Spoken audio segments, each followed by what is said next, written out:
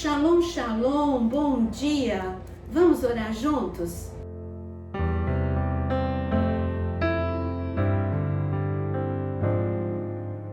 Você já foi dominado em algum momento pela incredulidade, pela dúvida? Vamos ver o que a palavra tem a nos dizer sobre isso. O livro de João, o Evangelho de João, começa com uma declaração incrível. Está escrito em João 1,14: e o Verbo se fez carne, habitou entre nós, cheio de graça e de verdade. O Senhor veio nos mostrar que Ele deixou o lugar perfeito, que é o céu, para estar conosco num lugar de grandes problemas, grande imperfeição, simplesmente para nos salvar e por amor, para nos resgatar. Ele veio mostrar que a palavra é viva. Quem falou com Moisés, quem deu os 10 mandamentos, era ele. Então, quem estava no meio da sarça, era ele. Quem era a coluna de nuvem de fogo, era ele. Eu poderia discorrer o Antigo Testamento todo, o tempo todo, era ele. Quando a nuvem de glória vinha, era ele. No Monte Sinai, quando baixou o trono, era ele. E o Senhor disse: agora eu não quero só visitação, eu quero habitar no meio dos homens, porque haverá um momento em que eu virei habitar de forma definitiva, mas eu vou mostrar a eles quem sou eu. Jesus veio apresentar o Pai, porque quando perguntaram para Jesus: mostra-nos o Pai, e ele disse: olha para mim. Então, quando eu olho para Jesus, o que eu vejo? O que eu entendo do Pai? Que Ele é amor, que Ele é compaixão, que Ele é misericórdia, que Ele é acessível. Bom, Paulo, aqui João, no seu evangelho, ele fala que ele veio cheio de graça e cheio de verdade. Mas por que eu comecei o devocional perguntando se em algum momento você já foi dominado pela dúvida ou pelo medo? Porque teve um discípulo que teve um encontro com Jesus. Um encontro tão forte a ponto dele deixar tudo. Eu vejo muita gente acabando com a vida de Tomé e só mostrando aquele momento de fragilidade dele, porque ali no cenáculo, todos eles, no Getsemane, todos tiveram fragilidade, todos fugiram. Ao pé da cruz só estava João, então 90%, mais de 90%, também falharam e também a fragilidade veio à tona. Depois que Jesus ressuscitou, eles estavam todos no cenáculo trancados. Então todos estavam vencidos também pelo medo, pelo desânimo, pela tristeza. Então não sei por que acabam com o pobre do Tomé. Só porque ele falou, porque os outros também tiveram dúvida. Jesus teve que aparecer 2 vezes para reafirmar, porque na primeira vez eles tiveram aquele impacto, Jesus ressuscitou, mas eles continuaram trancados com medo no cenáculo, tanto que Jesus teve que ir a 2ª vez visitar o cenáculo. Mas eu quero que você veja agora a cena de Tomé, porque Tomé é um retrato de cada um de nós. E aqui está escrito em João, capítulo 20, no versículo 24, Tomé, um dos 12, chamado Dídimo, não estava com eles quando Jesus veio. Então os outros discípulos disseram a Tomé: vimos o Senhor. Mas ele respondeu: se eu não vir o sinal dos pregos nas mãos dele, ali não puser o dedo e não puser a minha mão ao lado dele, de modo nenhum acreditarei. Aí Tomé, ele verbalizou. E os outros que não verbalizaram a dúvida dele, ele verbalizou. Os outros não verbalizaram, mas também estavam com dúvida. Por quê?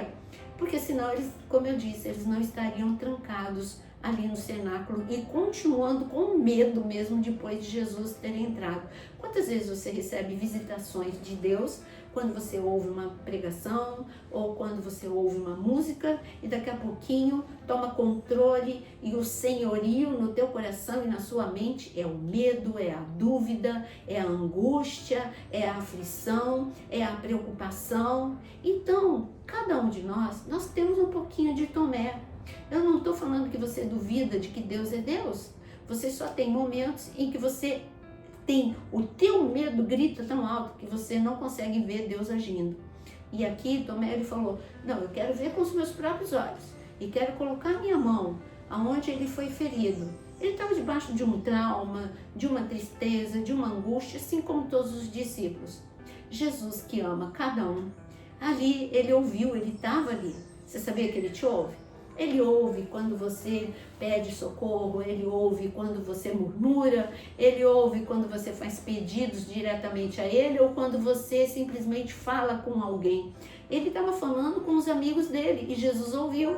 E Jesus veio 8 dias depois, voltou para o cenáculo. Dessa vez Tomé estava lá.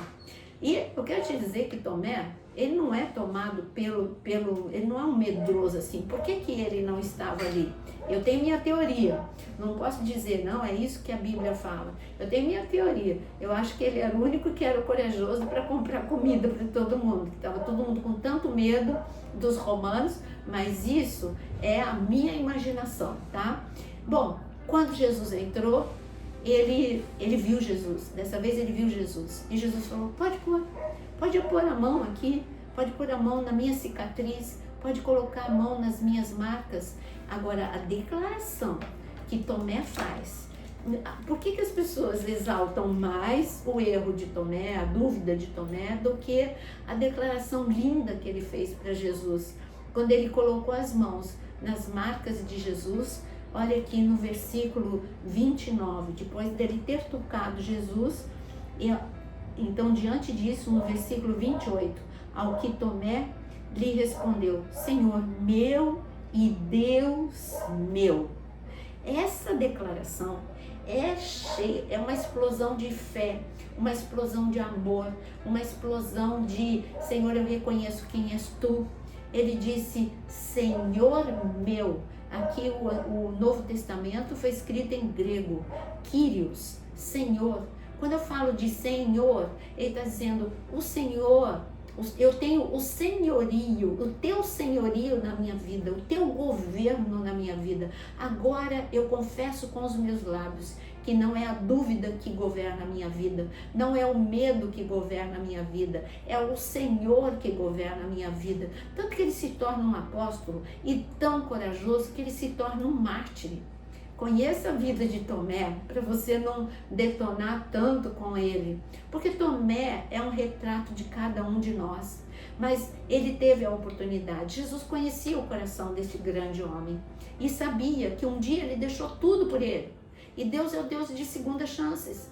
Então, ele entrou para ter um encontro pessoal com Tomé. E Tomé fez a maior e mais linda confissão. Senhor meu, o teu governo na minha mente, o teu governo nas minhas emoções, o teu governo na minha vida. E Deus meu, eu reconheço a tua divindade. O Senhor é o Messias. Eu te reconheço. Numa pequena frase, o inferno perdeu a vida de Tomé. E o céu ganhou um grande apóstolo. Hoje, Deus está em busca dessa sua confissão. Diga que o medo, a angústia, a aflição, a preocupação não tem mais domínio sobre a sua vida. Jesus tem o domínio. Jesus, que é o Verbo vivo, que veio cheio de graça e de verdade, é Ele que tem domínio sobre a sua vida.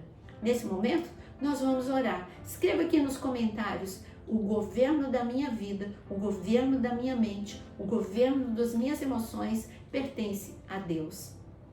Senhor, quantas vezes ficamos perturbados e angustiados, mas hoje é dia, Senhor, do teu governo estar em nossas vidas. Te entronizamos, declaramos que tu és Rei, declaramos que tu és Senhor, declaramos que tu és Salvador, e toda angústia, Senhor, está debaixo dos nossos pés. Tu és o nosso Deus, tu és o nosso, Senhor, o teu governo sobre a nossa vida, o teu governo sobre a nossa casa e o teu governo sobre o problema que está afligindo a alma de tantos. Senhor, e quando o Senhor entra em um problema, o Senhor restaura, o Senhor coloca ordem e o seu milagre entra em ação.